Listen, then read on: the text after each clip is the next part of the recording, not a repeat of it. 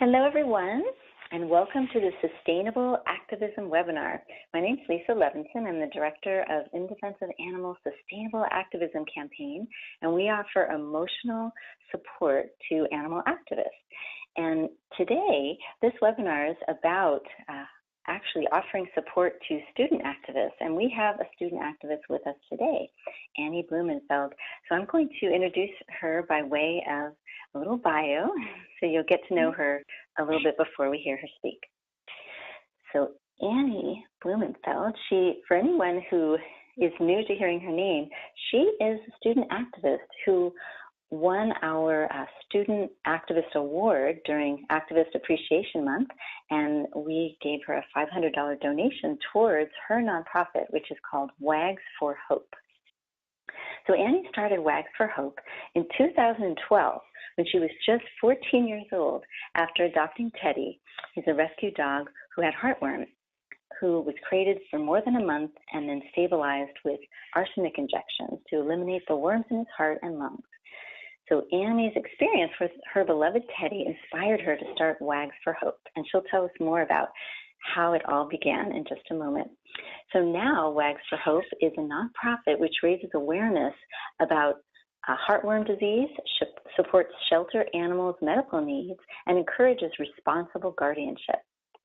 So we'll let Annie tell us a little bit more about how she got started and give some advice for student activists like herself who may want to get involved. So thank you so much, Annie, for joining us today. Thank you for having me. Hello, everyone. So I started Wags for Hope when I was 14, March 2012, when I was in 8th grade, so middle school, after rescuing our family dog, Teddy, from Houston Shaggy Dog Rescue. So actually prior in 5th grade, this is something that I don't really share as much, but realize it's important to talk about because it is really the force and the passion behind Wags for Hope today. So I was actually attacked by my first family pet named Duncan, and he was a Polish Line sheepdog. And I really avoided animals at all costs for a few years until my parents came to me asking if we'd be willing to rescue a dog, one that needed love and compassion.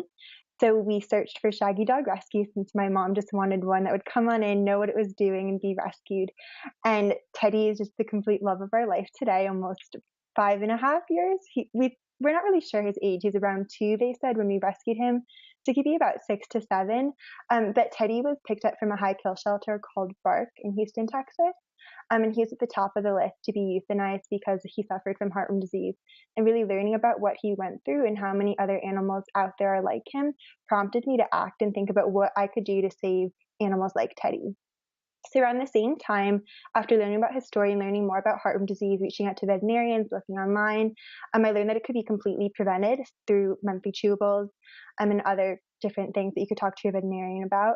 But I had a painting of mine featured in a local art show, and 2 nice ladies approached me asking if I'd be willing to paint their pets for them. So in the car ride home, Wags for Hope was formed, where I'd sell my custom animal portraits and donate all the proceeds to fund animals like Teddy so that they can find their forever homes. It's also really gone with the spreading heartworm disease awareness aspect and responsible pet ownership, and just really expanded as it's grown over the years. And it's been 5 years since the start date, which is really exciting.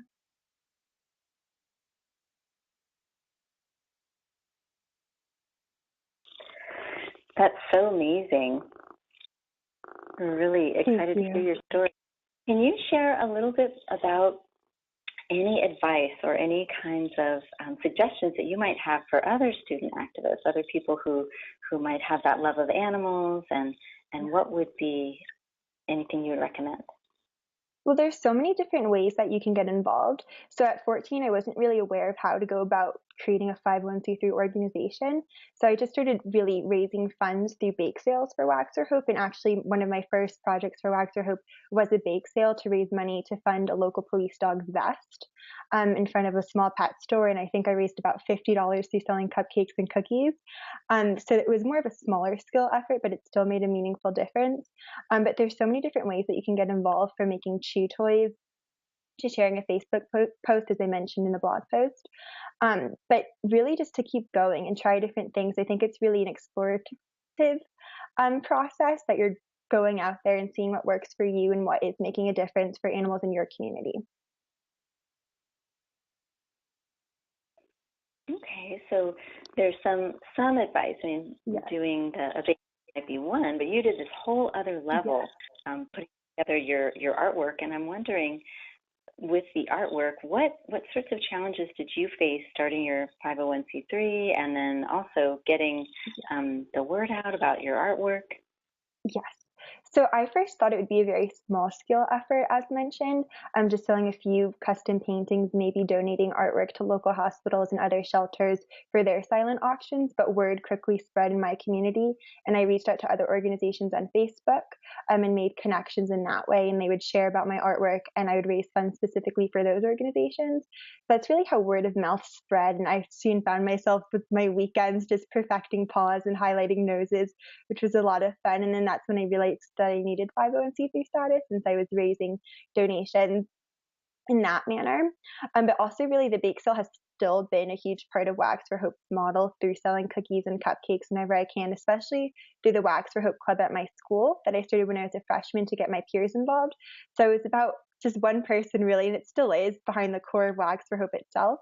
But there's a Wax for Hope Club on behalf of my organization, and I'm really hoping to start more now this year in other high schools, middle schools, and even elementary schools, which is really getting peer involvement. And I think the club, it started with about 7 members my freshman year and quickly grew to over 50 by the time I was a senior, which was really exciting. And everyone is really passionate about it, so getting people on board to help was very important. Wow, that is amazing. So you have 50 members of this at the school at the moment? Yes, and it's still going strong, thankfully. Oh. Do you have any ideas about how to expand that to other schools? Well, I'm hoping to just start locally right now and working with a few people that I do know in other schools. But I'm planning on sending out more emails to principals, activities directors to see how we could get going on this. And it's a work in progress. And it's always been really one of my dreams to start more Wax for Hope Club. It's a great idea, and it's a nice format because there are different clubs and schools, and it's a good way to reach out to the activities director. So do you have any other suggestions for maybe some students? I know sometimes students struggle with their peers, perhaps either feeling accepted for their values around animals. I don't know if you've experienced anything like that, or a common comment that activists often get is, oh, why don't you care about people instead of animals? I was just wondering if you run into anything like that. I mean, that is a common, I think, in animal welfare, a common thing in animal welfare when people say, help people. But there's just so many different causes out there that you can get involved with. And I think the cool thing about the animal welfare spectrum is that there's just many different issues, really, from the advocacy side to raising funds. So just really picking an issue that you're passionate about. And I love how your organization has great resources. So either whether that's a close friend talking to them about what the work that you do and what you're passionate about, or just family members, and starting that way, like going with your parents to an animal shelter and seeing how you can be of help through donations. I think just really starting small, not just fighting too much more than you can. I think that's important, just to grow over time and for it to be sustainable. Mm-hmm. Good. Well, that's some great advice. And another thing that comes up is self-care. So here on our Sustainable Activism webinar, we often talk about self-care. How do activists practice self-care so that they can continue to help the animals in the long run? What do you do?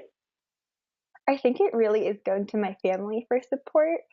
So when I do face challenges, whether that's being able to raise donations or just through having many painting orders, just really talking with someone about what I'm doing, and just time management, I think, is incredibly important. And that could be the most overwhelming aspect of just wanting to do so many things and having just such limited time in the course of a week.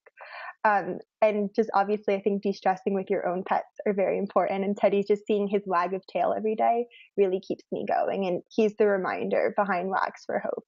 And it was actually our 5th year anniversary in his Gotcha Day recently. So we just celebrated, and just each day we're very excited to work on it. Wow. Well, congratulations for this anniversary. So, and it was amazing that all of this was inspired by your compassion for him when he was struggling. Do you think that other people, that their compassion can help them when they're trying to resolve an issue either with an animal or a concern that they have in the world? I think it's important just to know that you're doing something. Sometimes you might feel that you're not doing enough. And just, again, taking each day as it goes and seeing from there what you can do. And obviously just taking a breather once in a while is very important, putting things in perspective. That's great. So what do you see for the future for Wags for Hope? So in January, I worked with my Operation Hope Connecticut on launching. I'm the pet food director for Operation Hope Connecticut in Fairfield. And what I do is I organize donations, specifically pet food, for its visitors. And the Operation Hope's food pantry serves over 120,000 meals to families in need in my area. So I was really inspired by the work they did. And I grew up actually, this is one of my first efforts with philanthropy through school, packaging sandwiches. And donating those. And those were like during homeroom days, which was really a fun time and made a difference. And so I wanted to know that when I was 18, what could I do now that I wasn't able to do with Wags for Hope? And that was really just get involved with organizing something to the scale which I am doing right now through working with pet stores and other corporate sponsors.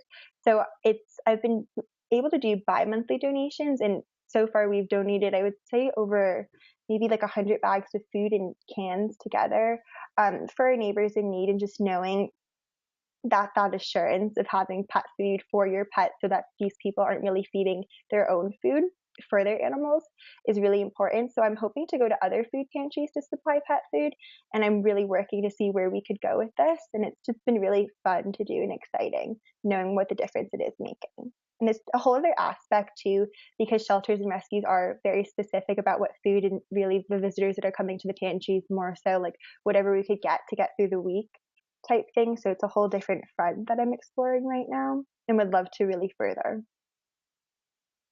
Wow, there sounds like a lot of potential for this because many people, we run a support line, and sometimes we have people calling who don't have the funds for veterinary assistance or sometimes even to pay basic needs of their companion animals. So that is an idea in the making that you have to provide some of these, connect the pet store overflow of products with the people who actually really need the assistance in order to take care of their companion animals. So that's a great idea, I think.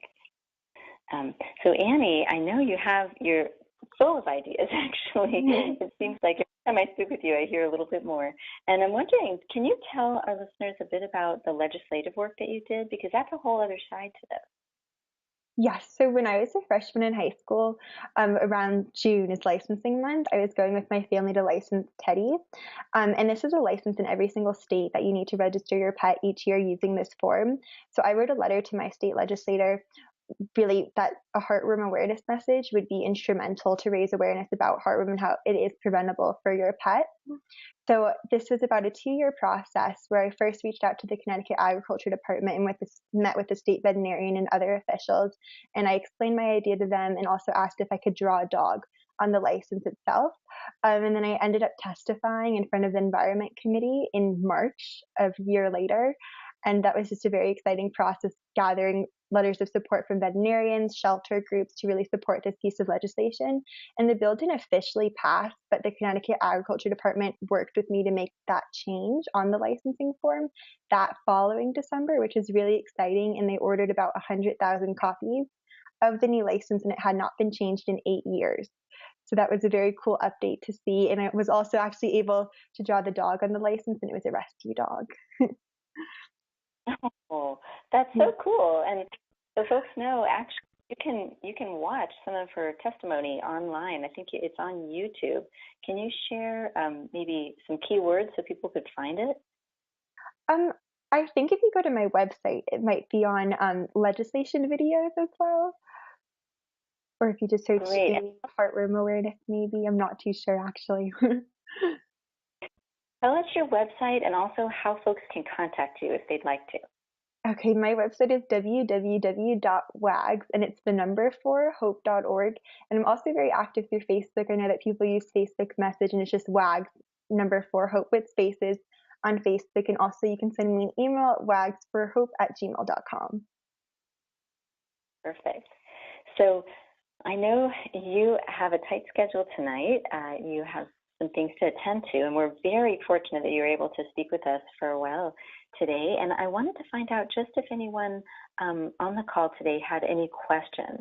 If you would like to ask a question or two of Annie, she's available to do that. You can unmute yourself if you're on the phone by pressing *4, and if you're on the computer, you can unmute your microphone using the icon there. So if anyone has any questions, you can also go ahead and place your questions in the chat box directly.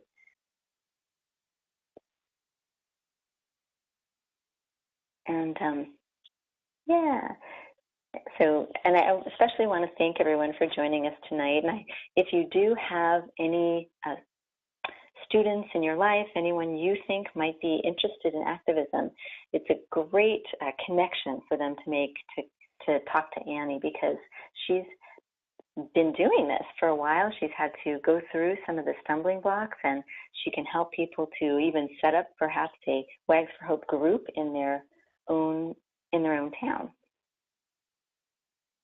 So if anyone just tuned in, what we're doing is we're going through some Q&A. If anyone has any questions or comments, anything you'd like to share, you can do so directly. You can go ahead and let us know in the chat box or unmute yourself. And I can also just check in and see if anyone has questions. Let's see here. If you don't know how to unmute yourself, I can do that for you if you indicate that in the chat box.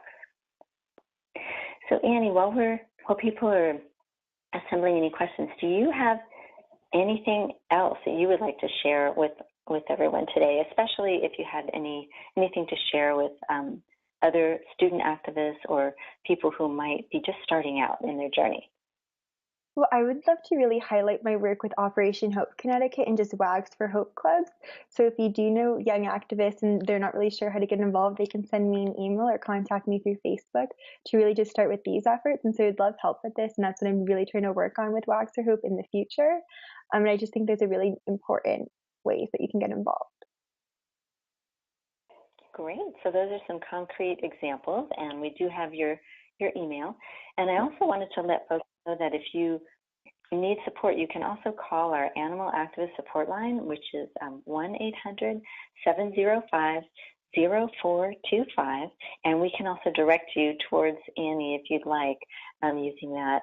And we have other online events. In addition to the Sustainable Activism Webinar, we have an Animal Activist online support group that you can join once a month, and we have an opportunity to talk amongst ourselves about issues that are going on within our activism. And that is the fourth Thursday of every month, and you can find information about how to sign up for that on our events page, which is idausa.org/events.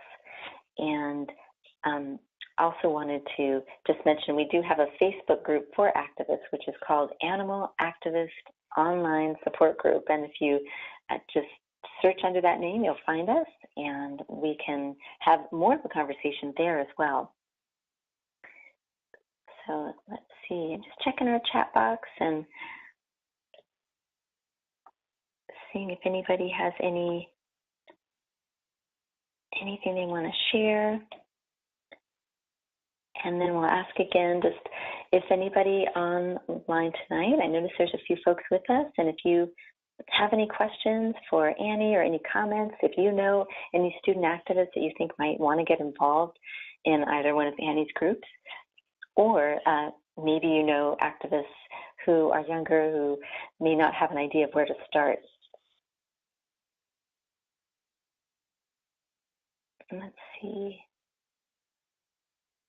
I want to thank some folks like Beth, who's joined us, and Deanne, and also Donna and Jackie. Thank you so much for joining us tonight. If you have any questions, you can go ahead and let us know. Or you can send them through email later. That might be a good alternative, Yes. because I know that you have limited time tonight. People are being shy. So, yeah. It's sometimes hard online. People have a little hesitancy, but it's really okay. It's really fine to ask questions if you have them. And let's see, I just wanted to ask one other question before we wrap up tonight, and that is just, how do you feel about your effectiveness? I mean, do you feel as though you're effective with your efforts? Can you tell by the amount of donations that you've raised? You mentioned something about 100 dogs of food for companion animals. That's pretty significant. So again, as I mentioned with Wax for Hope, I wasn't really sure the scale that it could grow to. I at first thought it would maybe be like a few paintings, raise a couple of $1,000s for local shelters. But since it grew so much over time very organically, I was able to raise thousands of dollars and collect thousands and thousands of items for local shelter groups, which has been really exciting. And again, getting my peers involved has also really helped me grow those efforts. But just looking at the places where I've reached, just in terms of spreading awareness, I was in a magazine in Canada and Australia, which is really exciting to be able to get my messages down there, and just really connecting to new animal rescue groups and shelters all across the world is really exciting, and sharing about my work and how I could be of help to these groups has been really important instrumental actually in Wax for Hope's success over time. And now that I'm really at the 5-year mark, or over 5 years, I see so much potential now that I've really built a strong base and ground to go off of with my past efforts. And I'm just really excited about the future of Wax for Hope and what I could really expand into as well. Great. Well, I think it's impressive what you've done in these 5 years, and quite a bit of ambition and compassion, which is a great combination. So we really look forward to seeing what happens in the next 5 years with your organization, and with all of the army of the kind, as they say, that you've created with all of these student activists. That's actually a term from Tom Regan, who was one of the founders of the animal rights movement in the United States, and he used to comment about developing an army of the kind, all of these people who are out there trying to help the animals, and that's what you've done. And even a little history about that, many years ago, there was, I think it was Jack London, a performer, actor, who created the Band of Mercy, and this was a group of children, and there were thousands of these bands of mercy around the United States who were advocating for animals and having special days for children to be kind to animals. And you can learn a little bit more about that through the Animal Museum, which documents and records the history of the animal protection movement. And that website is theanimalmuseum.com, and you can hear more about the Band of Mercy. And hopefully someday you'll be able to see Annie's work there as well. So thank you very much, Annie, for sharing your story with us today. I'm very grateful. Yeah, and I got a little note in the chat box, just wanted to read it to you. One of our listeners says, no questions, but thank you so much for sharing. So wonderful. Well, we will stay tuned to what's going on in with your activism, and we hope that some of our listeners and people who are watching this recording a little later will feel comfortable to reach out to you. So let's go ahead and just repeat your website and contact information before we close out today. You can learn more about my work and about my paintings. I am taking on orders for this summer. And each painting is about $65 and shipping is $17, normally $15 to $17. And my website is www.wags4hope.org. You can like me on Facebook, Wags for Hope with spaces, and you can also reach out to me sending an email, wagsforhope@gmail.com, and please do not hesitate with any questions. Oh, thank you so much, Annie, and I hope you have a lovely evening. I hope everyone else does as well, and thank you so much for taking some time to join us and to share your wisdom about animal activists from a student's perspective. Thanks to everyone for joining. Take care. Have a good evening. You too.